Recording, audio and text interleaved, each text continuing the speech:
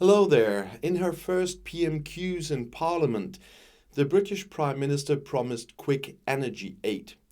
Liz Truss also wants to build new nuclear power plants. So, the new British Prime Minister Liz Truss, I still don't believe I'm saying that, wants to present a plan to solve the serious energy crisis as early as this Thursday when I'm filming this.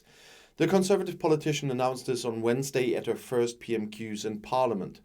The energy prices, which have risen enormously as a result of the Ukraine war, are currently considered the most urgent task. It is feared that millions of people in Great Britain could slide into poverty. Truss was only commissioned by Queen Elizabeth to form a government on Tuesday and replace Boris Johnson in Downing Street. Meanwhile, I heard the news about the Queen. In her inaugural speech on Tuesday, Truss had expressly praised her predecessor. On Wednesday, she didn't say a word about him.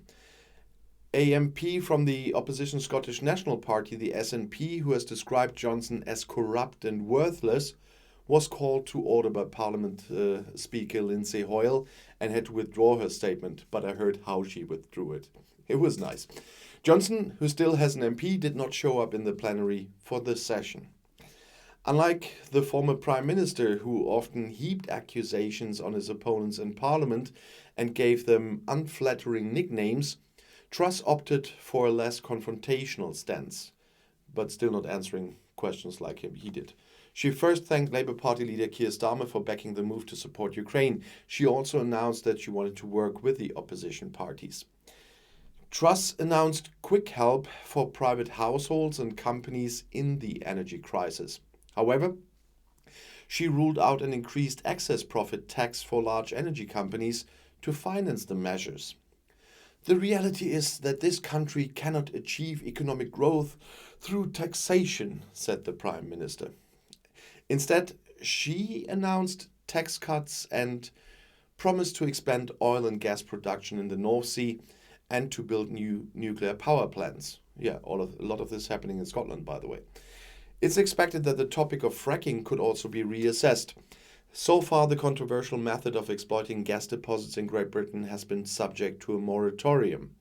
Labour leader Starmer accused Truss of wanting to burden taxpayers with the cost of the whole situation by not freezing the energy price cap. The Prime Minister initially failed to provide a conclusive answer to the question of how her planned measures would be financed. Truss was loudly supported by her own faction with shouts of "yeah." However, it's questionable whether she can be sure of the support of the Tories in the long term. She primarily appointed close companions to the cabinet, though. So she made the previous economics minister, Kwasi Kwarteng, Chancellor of the Exchequer, or Finance Minister for all the others.